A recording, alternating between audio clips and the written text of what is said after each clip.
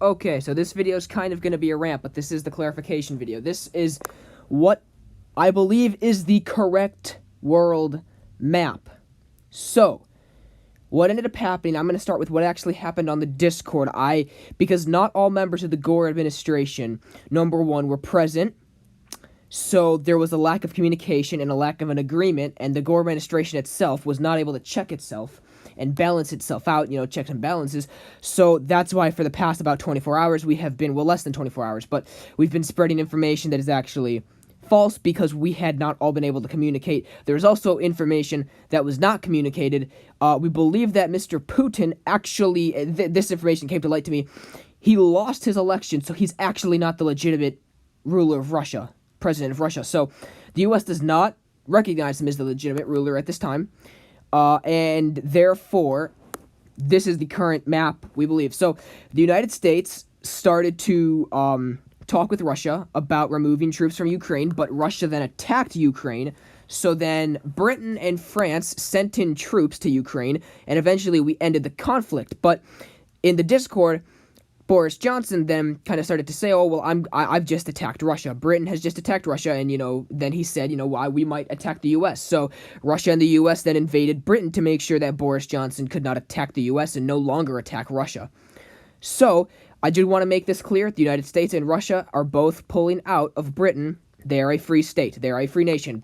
Whether or not they were going to become part of the U.S., they are a free state. So then Russia went into China, which I had been communicated that we were allowing this to happen, but this is actually not so. Mr. Gore himself is not in favor of Russia taking over China at all, at all. And I wanted to clarify that. The United States did go into Burma to remove the military coup and reinstate democracy, the constitutional democracy, and then we also went into the Middle East and set up the United Arabia. And then we also, now here's the other thing about South America. It had been communicated to me that we went in there and overthrew some dictators, but then, and established democracies, but then earlier today, it was actually a humanitarian mission that we actually sent down. So what actually happened is we sent down humanitarian missions from the new Organization of Free Nations.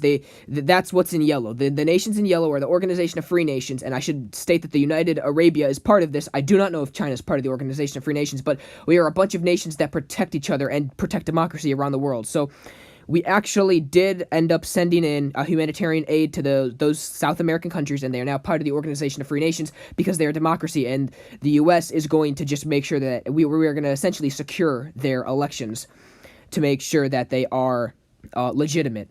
So we did not send troops in at any time to South America. Even though we said we did not. I want to clarify that. We did send troops into the Middle East, and we have now completely pulled out and set up a separate country. Russia, although did say that it invaded China, it no longer, China is a legitimate state, and the U.S. recognizes China as a legitimate state. I want to make that clear. And this is just kind of it. U.S. is also in a treaty with Canada, and I am extremely sorry for all the confusion. I hope this clears everything up. So, yes, I'm, once again, extremely sorry. The Gore administration has come to its clarification, though. This is the world map.